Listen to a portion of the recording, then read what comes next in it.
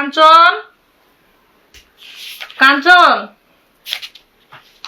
একটু এদিকে আসো তো। জি ম্যাডাম আসতেছি। জি ম্যাডাম ডাকছেন আমাকে? হ্যাঁ কাঞ্চন, তোমার ভাইয়া তো চলে আসবে, তুমি আমাকে একটু চা দাও না, আমার মাথা ব্যথা করতেছে। ওর সাথে ও আসলে আবার বের হয়ে যাবো আমরা।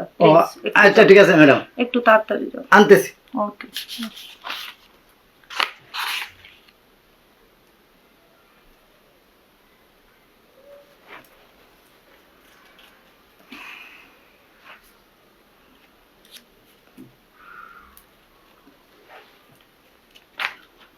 আনতেছি ম্যাডাম।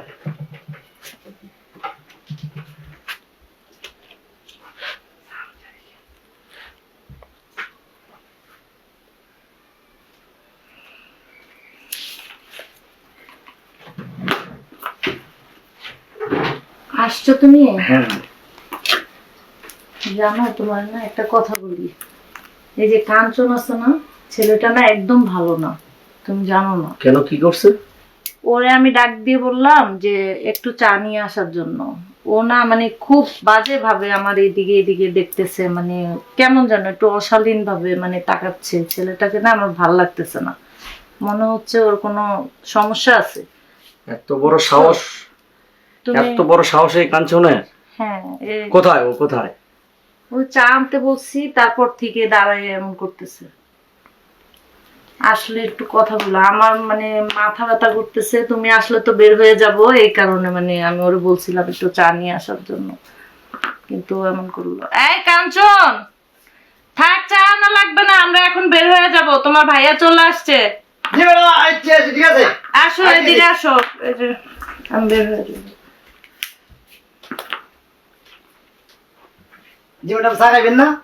না, তোমার ভাইয়া আসছে, আমরা এখন চলে যাব।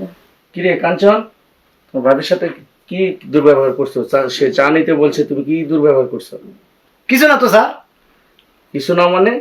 কি করছে?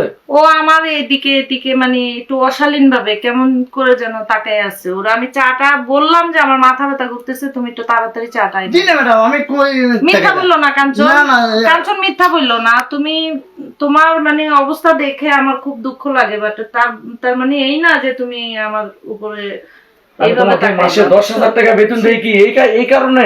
কাঞ্চন জি না স্যার। এটা কোনো কথা? এদিকে আসো তো কাঞ্চন, দেখি। জি না স্যার। এদিকে আসো। ও মিথ্যা বলতেছে। জি না ম্যাডাম, কই আমি এগুলো বুঝাইছি জি ম্যাডাম, এগুলো ঠিক আছে না, এগুলো দেখলাম আমি দেখছি, সিসিটিভি ফুটেজে সবকিছু আছে, ঠিক আছে। তুমি যদি বলো আমি স্যারকে ওইটা দেখাই, তুমি স্বীকার করবা নাকি বলো? সত্যি করে বলো, কি করছো কাঞ্চন? জি না। আসো এদিকে আসো। জি না বলবো স্যার। কি বলবো না? জি না স্যার। সত্য করে বলো, তোমার তোমাকে আমি জি না স্যার।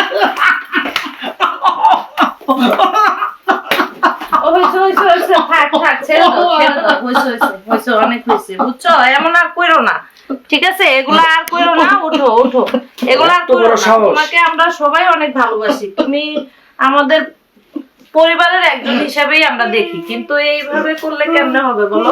পাটা মনে হয় ফাটে গেছে। এদিকে আসো। ওই ও যে অনেক আঘাত পাইছে। আহা, তুমি এত মারছো কেন? একটু দুই একটা চোট ধরো, এটা দিয়ে চিকিৎসা করে দিও। যাও, তোমার আর চাকরি করতে হবে না, আবার বেতনটা দিয়ে দিও, আর চাকরি করতে হবে না। ঠিক আছে, চলো আমরা বের হয়ে যাই, আমারও মাথা ব্যথা করতেছে। চলো আমরা এখন চলে যাই বাসার দিকে।